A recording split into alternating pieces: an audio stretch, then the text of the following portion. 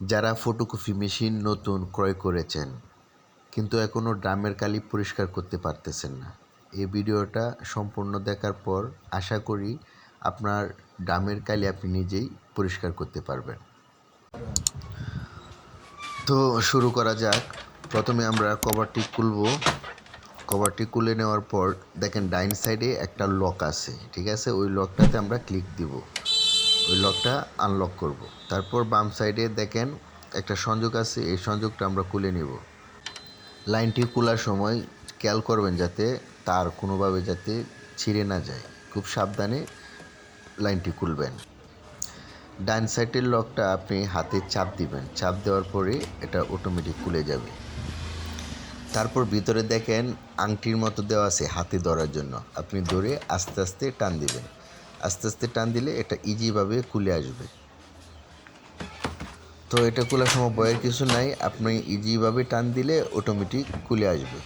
তো আমরা এখন এই ড্রামটা খোলার জন্য প্রথমে এই লকটি খুলব। দেখেন আমি লকটি খুলতেছি, ইজিভাবে এই লকটি খুলবে। লোহার মতো যে শিকলটা দেখতেছেন এটা আমাকে বাহির করতে হবে, এজন্য আমাকে প্রথমে ওই দিক থেকে হালকা চাপ দিতে হবে। চাপ দেওয়ার পর হালকা চাপ দিলে এটা ভিতরে যাবে এবং ওইদিকে টান দিতে হবে। এটা প্রায় সময় অনেক টাইট হয়ে যায়, মানে শক্ত হয়ে যায়, এই জন্য আমি নেকড়ে নিব। আপনিও নেকড়ে নিতে পারবেন, যদি আপনার টিজি থাকে তাহলে নেকড়ে নেওয়ার প্রয়োজন নাই।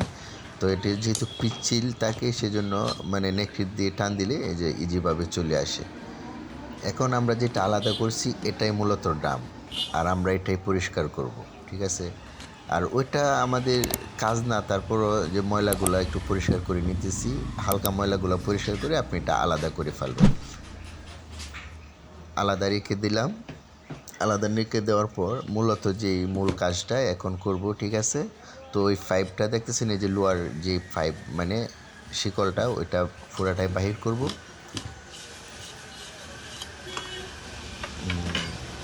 বাহির করার পর এটা হালকা উপরে টান দিব। আমাদের এই যে রোলারটা আলাদা হয়ে গেল আর কি। তো দেখেন রোলারেও অনেক কালি জমে আছে। তো আমি এখন যে ইয়ারটা দেখতেছেন যে ড্রামটা, এই ড্রামের দুইটা নাট আছে, এই নাটগুলো আমি খুলব। এটা খুব ইজি, খুব সহজ, ঠিক আছে? এখানে মানে তাড়াহুড়ার কিছু নাই বা টেনশন করার কিছু নাই, আপনি ইজিভাবেই এই কাজটা করতে পারবেন। এটা এখানে দুইটা নাট আছে, আমি দুইটাই নাট খুলতেছি, আপনারা ঠিক সেমভাবে এই নাটগুলো খুলবেন। দেখতেছেন যে ব্লেডটা, এই ব্লেডটা হালকা টান দিবেন, ব্লেডটা উপরে চলে আসবে। তো দেখেন ব্লেডেও কিন্তু অনেক ময়লা জমে আছে, কালি জমে আছে, আমাদের সবগুলোই পরিষ্কার করতে হবে। তো দেখেন ভিতরে ড্রামের ভিতরে কিন্তু অনেক কালি, ঠিক আছে? ওইটা উল্টো করে ঝাঁকি দিলেই কালিগুলা সবগুলা পড়ে যাবে। এবং হাতের সাইডে দেখেন গুড়ানির মতো আপনার ইয়ে আছে, এগুলা গুঁড়িয়ে হালকা গুঁড়িয়ে এই আপনি ময়লাগুলো পরিষ্কার করবেন। এই যে দেখেন যে ইয়াটা দেখতেছেন, এটা ঘুরাইবেন, ঘোরানোর পরে অটোমেটিক আপনার কালিগুলা বাহির হইবে, ভিতর থেকে বাহির হইবে। তো যতক্ষণ পর্যন্ত ড্রামে কালি আছে আপনি ঠিক ততক্ষণ পর্যন্ত এটা ঘুরাইয়া যেভাবে পারেন আপনি ঝাঁকি দিয়ে আপনি কালিগুলা সম্পূর্ণ বাহির করবেন, ঠিক আছে? মানে ভিতরে কোনো কালি রাখা যাবে না, সেদিকে খেয়াল রাখবেন।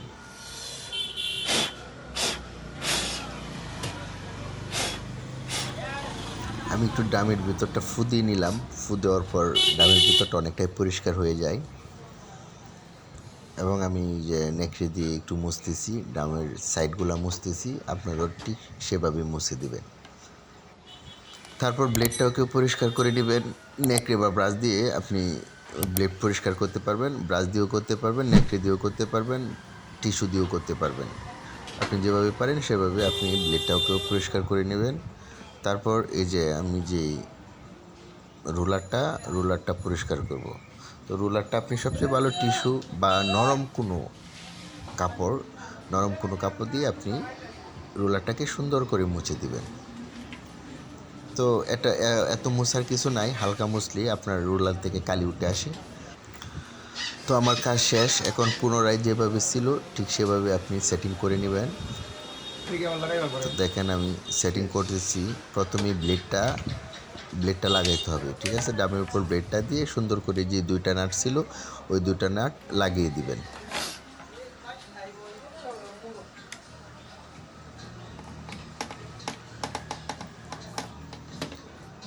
তো দেখেন ড্রাম পরিষ্কার করা, কালির ড্রাম পরিষ্কার করা কঠিন কোনো বিষয় না, একবারে সিম্পল একটা বিষয়, ইজি একটা বিষয়, ঠিক আছে।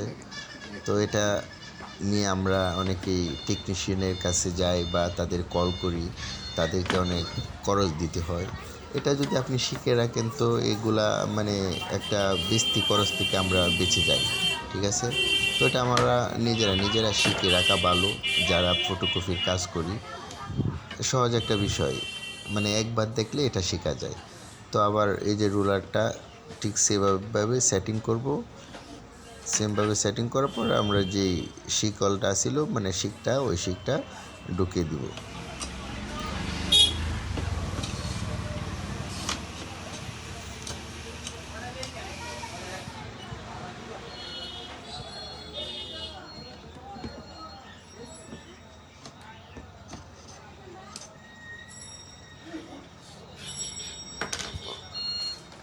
তারপর আমরা যে লকটি ছিল ওই লকটি মানে সেটিং করার পর এই লকটি সুন্দর করে লাগিয়ে দিব।